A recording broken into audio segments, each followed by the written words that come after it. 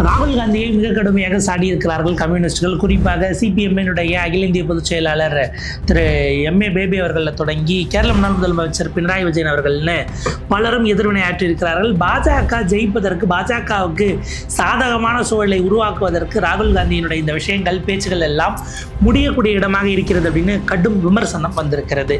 ராகுல் காந்தி வெளியிட்ட ஒரு ஆடியோ தான் இவ்வளவுக்கும் காரணம். என்ன இருந்தது இந்த ஆடியோவில், எதற்காக இந்த எதிர்வினைகள், விரிவாக அலசுகிறது இந்த செய்தி தொகுப்பு. இந்தியா கூட்டணியில் அங்கேயும் இங்கேயுமாக அப்படி தூரத்து இடிமுழக்கம் என்பதை போல சலசலப்புகள், சர்ச்சைகள் அப்படிங்கிறது அடுத்தடுத்து நகர்ந்து கொண்டே இருக்கிறது.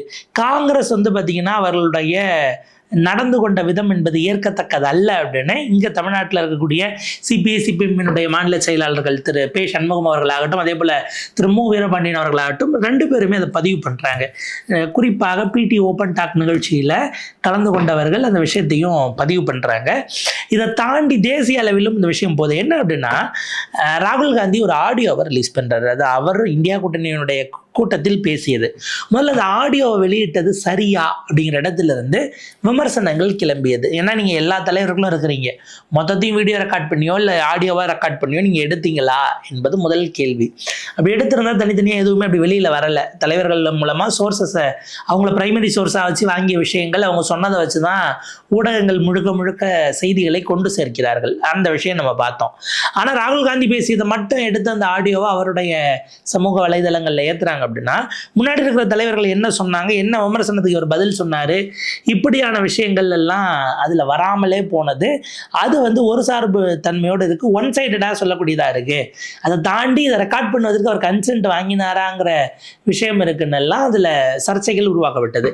அப்போ இதெல்லாம் தாண்டி தான் நான் என்ன, பினராயி விஜயன் அவர்களை எல்லாருமே எழுப்பினது சிபிஎம் சிபிஐஎம் இவங்க செய்தது அப்படிங்கிறது ஏற்கத்தக்கதல்ல. குறிப்பாக சிபிஎம் தரப்பிலிருந்து அவங்க எழுப்பினது தான் காங்கிரஸ் செய்தது ஏற்கத்தக்கதல்ல. நீங்கள் பினராயி விஜயனுக்கு ரைட் நடக்குது அப்படின்னா நேரடியாக ஆர்எஸ்எஸோடு தொடர்பில் இருக்கிறார்கள்ங்கிறீங்க, ஏன் இன்னும் இவரை கைது பண்ணலங்கிறீங்க.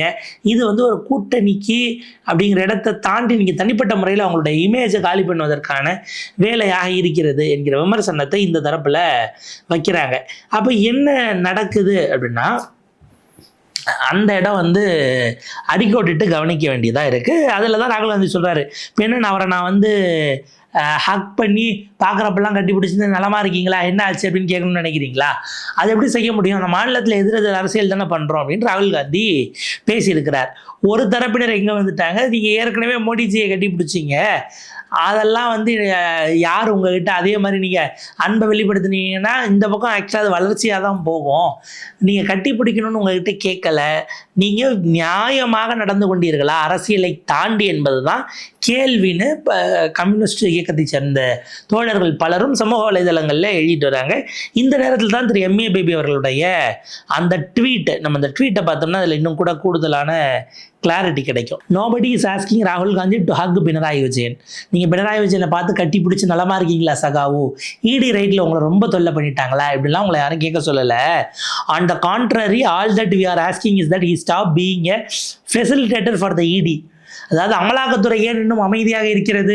பினராயி விஜயனை பிடித்து விசாரிக்க வேண்டாமா? இவங்களை விசாரிக்காததுனால பாஜகவுக்கும் இவங்களுக்கு ஏதோ டீலிங் இருக்குதானே அப்படின்னு அமலாக்கத்துறை வருவதற்கு ஒரு காரணமாக குற்றச்சாட்டுகளை கிளப்பக்கூடியவராக இருக்கிற இடத்திலிருந்து ஏன் ராகுல் காந்தி விலகக்கூடாது? அந்த இடத்துல அவர் தான் அமைதியாகணும். மற்றும் மோடி அரசாங்கமும் கூட பினராயி விஜயனை ஏன் கைது செய்யவில்லை அப்படின்னு கேட்டு அங்கே பிரச்சனையை இழுக்கக்கூடியதாக இருக்கிறது ராகுல் காந்தி தான். மற்ற எதிர்கட்சி தலைவர்கள் இந்த இடத்துல கெஜ்ரிவாலை தான் பெயர் குறிப்பிடுறாங்க, நான் புரிஞ்சுக்கிறேன். ஏன்னா கெஜ்ரிவாலினுடைய விடுவிப்பு, நீதிமன்றம் அங்கே உங்களுக்கு ட்ரையல்ஸ் கோர்ட் அவங்களை விடுவிக்கிறார்கள் அந்த மதுபான ஊழல் குற்றச்சாட்டு என்கிற அந்த புகார்லேருந்து. அதுலேருந்து பார்த்தீங்கன்னா அதை அங்கே இருக்கக்கூடிய மாநில காங்கிரஸ் அதை ஏற்றுக்கொள்ளவில்லை என்பதெல்லாம் நம்ம பார்க்குறோம்.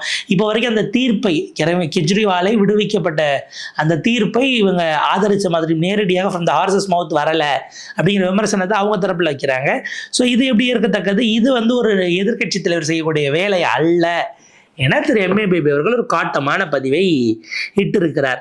இதை விட ஹைலைட்டு தான் திரு பினராயி விஜயன் அவர்களை நேரடியாக இதுக்கு ரியாக்ட் பண்ணது. பினராயி விஜயன் அவர்கள் வருகிறார், செய்தியாளர்கள் அவரிடம் கேள்வி கேட்கிறார்கள்.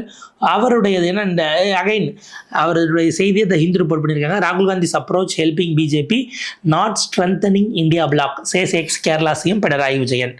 ராகுல் காந்தி சொல்லியிருக்கக்கூடியது பார்க்குறப்பெல்லாம் நாங்கள் டிடி பிடிச்சிட்டு அரசியல் ரீதியில் போய் சண்டை போட்டால் சரியாக இருக்குமா, நியாயமான கேள்வி தானேங்க அப்படின்ற போது கேட்கும்போது தான் நீங்கள் வந்து எங்களை கட்டி பிடிச்சி இது பண்ணிட்டு அன்பாக 2 பேரும் அண்ணன் தம்பிகளாக இருக்கணும், இதை உங்ககிட்ட கேட்கவே இல்லை. இந்த கமெண்ட்ஸ் அப்படிங்கிறது நாங்கள் ரிட்டர்ன் பண்ண வேண்டி இருக்கிறது. ஆடியோவை முதல்ல ரிலீஸ் பண்ணதே சரியாங்கிறதுலேருந்து பினராயி விஜயன் அவர்கள் அந்த கேள்வியை எழுப்புகிறார். எழுப்பிவிட்டு அவர் அடுத்தடுத்து ராகுல் காந்தியை நோக்கி சில கேள்விகளையும் தொடுக்கிறார். பினராயி விஜயன் சொல்லுகிறார், நம்ம எல்லாம் பார்த்து, அதாவது பினராயி விஜயனை நான் போய் கட்டி பிடிக்கணுமான்னு அவர் கேட்குறாப்புல, மோடிக்கும் அவருக்கும் என்ன ஒரே கட்சியில் ஒன்றா பயணிச்சுக்கிட்டு இருக்கிறாங்களா? அவரை நீங்கள் ஹக் பண்ண ஃபோட்டோ எல்லாம் வெளியில் வந்தது, அப்போ உங்களுக்கு வந்து அது அரசியல் ரீதியில் வேறு செய்தியை கொடுக்கும் அப்படின்லாம் தோணலையா? என்னுடைய கேள்வி என்பது, நீங்கள் மோடியை கட்டிப்பிடித்ததில் எனக்கு எந்த விதமான கருத்தும் கிடையாது, அதில் விமர்சனம் வைக்கிறதுக்கு ஒன்றும் இல்லை. ஆனால் ஒரு அரசியல் செய்தியை நீங்கள் அனுப்புறீங்க, இந்த நாட்டுக்கும் நாட்டு மக்களுக்கும் ஒரு அரசியல் செய்தியை ராகுல் காந்தியின் மூலமாக போய் சேருகிறது. ராகுல் காந்தி எப்படி இந்தியா அலையன்ஸை பார்க்கிறார் என்பதை இதிலிருந்து நாம் தெரிந்து கொள்ள முடிகிறது. கூட்டணி தலைவர்களாக அந்த இடத்துல பார்க்கும் பொழுது கை கொடுப்பது, இந்த விஷயங்கள் கெஸ்டருக்குள்ள சிக்காதீங்க, அதை தாண்டி நீங்கள் போகணும் என்கிற இடமாக வருகிறது. இதில் வந்து பார்த்தீங்கன்னா ராகுல் காந்தி வேறு சில விஷயங்களையும் பேசுகிறார். யார் யாரை நோக்கி அப்படின்னா, திரிணாமுல் காங்கிரஸ், ராஷ்ட்ரிய ஜனதாதள், சமாஜ்வாதி பார்ட்டி ஆகியோர் பிஜேபிக்கு அவங்கெல்லாம் வந்து ராகுல் காந்திக்கு கடுமையான விமர்சனத்தை வைக்கிறாங்க. ஒரு அவுடேட்டட் ஸ்ட்ராட்டஜியை நம்ம யூஸ் பண்ணிக்கிட்டு இருக்கோமோ பிஜேபிக்கு எதிராக அப்படின்னும் போது அதற்கு ஒரு கன்ஃபியூஷனும் கிரியேட் ஆகுது என்கிற விமர்சனம் அந்த கூட்டத்தில் வைக்கப்படுகிறது. அதற்கு ராகுல் காந்தி பதிலும் சொல்லுகிறார். நான் உள்ளபடியே இந்த குரூப்பில் கன்ஃபியூஷன் இருக்கு அப்படிங்கிறத சொல்ல வேண்டியிருக்கு. நீங்கள் தான் கன்ஃபியூஷன். சமாஜ்வாதி, திரிணாமுல் காங்கிரஸ், ராஷ்ட்ரிய ஜனதாதள், அதாவது அகிலேஷ் யாதவ், மமதா பானர்ஜி, தேஜஸ்வி யாதவ், நம்ம இது வரைக்கும் ஒர்க் பண்ணது, நம்ம பயன்படுத்தினது இன்னமும் வேலை செய்து நீங்கள் நினைக்கிறீங்களா? அதுதான் கிடையாது. நம்ம பழைய டெக்னிக்லேயே நம்ம இன்னும் இருக்கிறோம். அந்த மாதிரியான அரசியலும் இன்னைக்கு நம்ம இருக்கமா, இன்னைக்கு நடக்குதா, அது செயல்படுமா அப்படிங்கிறதே விசாரணை செய்ய வேண்டிய ஒரு விஷயமாக இருக்கிறது. எலக்டோரல் பாலிட்டிக்ஸ் இன்னைக்கு வந்து ரெசிஸ்டன்ஸ் மூமெண்ட்டாக வழக்கமாக இருக்கக்கூடிய அரசியலிலிருந்து, அதாவது இந்த எலெக்ஷனுக்கு முன்னாடி வந்து நம்ம கூட்டங்களை நடத்தி மீட்டிங்கை போட்டு அங்கங்கே பேசினோம்னா ஜெயிச்சிருவோங்கிற மாதிரி இல்லாமல் அரசை எதிர்த்து களத்துக்கு போக வேண்டிய தேவை இருக்கிறதுன்னு ராகுல் காந்தி அவர்கள் பதிவு செய்கிறார்கள். தேர்தல் திருடப்பட்டது அப்படிங்கிறத ஒத்துக்குவாங்க, அதில் சந்தேகப்படாதீங்க. அதே போல் திருவண்ணாமலையிலிருந்து எல்லா இடத்துலையும் எனக்கு இருக்காங்க. அவங்க எலெக்ஷனில் அவங்க ஜெயிச்ச சமயத்தில் ரொம்ப சந்தோஷப்பட்டாங்க.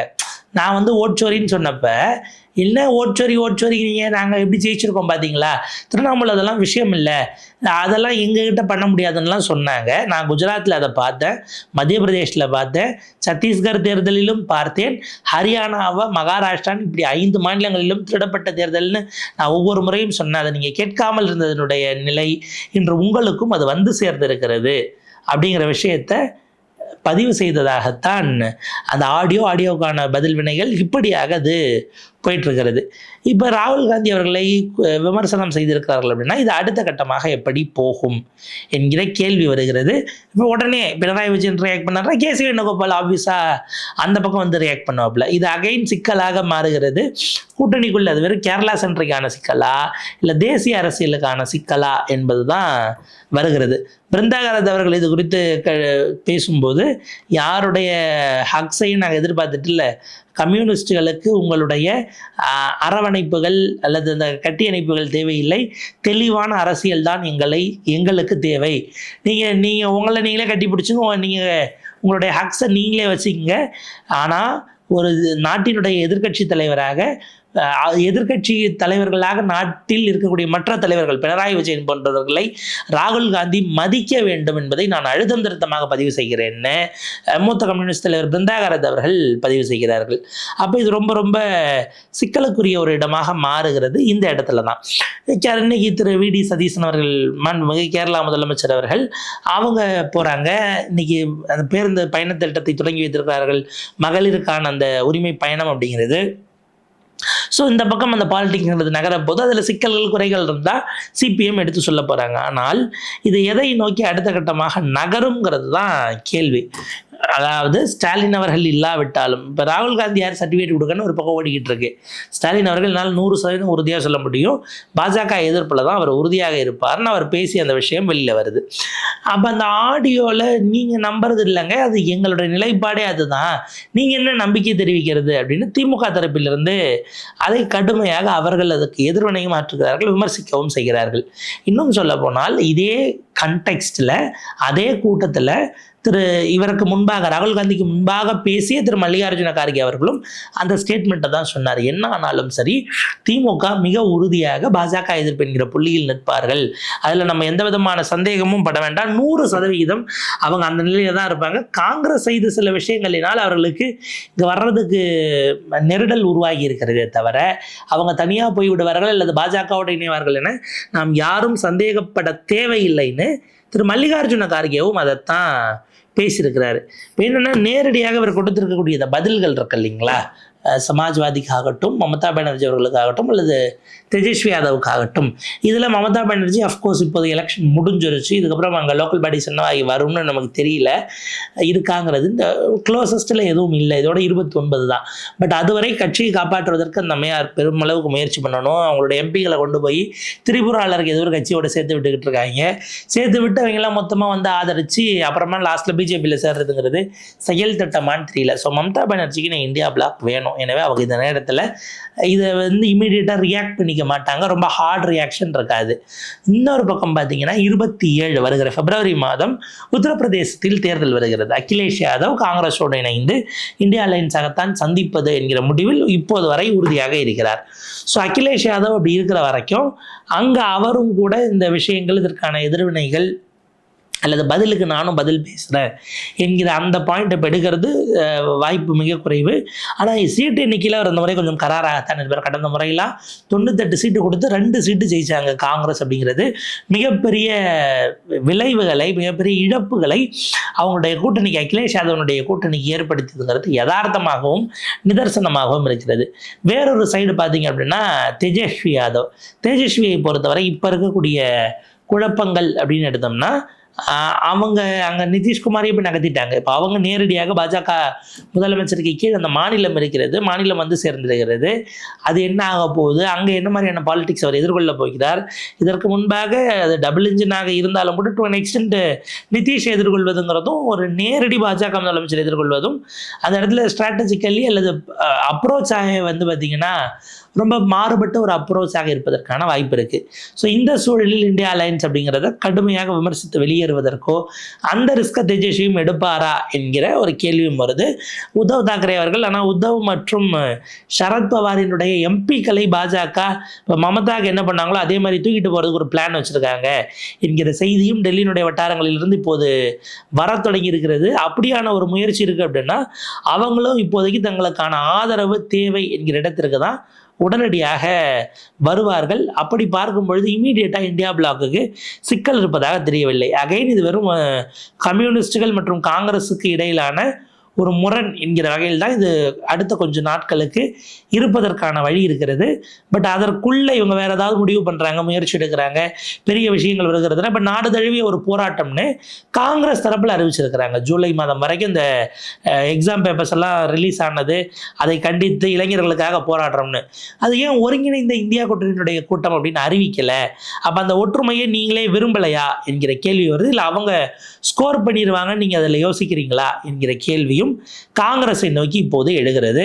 இவ்வளவும் இதான பிறகும் காங்கிரஸ் என்ன பண்ண போறாங்கிற கேள்வி அவர்களை நோக்கி இருக்கிறது. இந்தியா அலையன்ஸ் பாஜகவை உள்ளபடியே சிக்கலுக்கு கொண்டு போய் நிப்பாட்டக்கூடிய இடத்துக்கு இவங்க அடுத்த கட்டத்துக்கு நகர்கிறார்களா என்கிற கேள்வியோடு அவர்கள் முன்னால் இருக்கிறார்கள். திமுக ஒருவேளை 3வது அணி அப்படின்னா இப்போதைக்கு கெஜ்ரிவால் மட்டும்தான் விலகி இருக்கிறார். இவங்க கட்டமைக்கிறதுக்கான முயற்சி எடுக்கிறாங்களா, அதில் எவ்வளோ சீரியஸாக இருக்காங்க, அது எந்த அளவுக்கு சாத்தியமாகிறது அப்படிங்கிறதெல்லாம் நமக்கு வரக்கூடிய நாடாளுமன்ற கூட்டத்தொடர் ஜூலையில் தொடங்கக்கூடிய மான்சூன் செஷனில் பல விளக்கங்கள் தெரிய வருவதற்கான வாய்ப்பு இருக்குது. அதற்கு பிறகு நாம் இதை இன்னும் விரிவாக கூட பேசலாம்.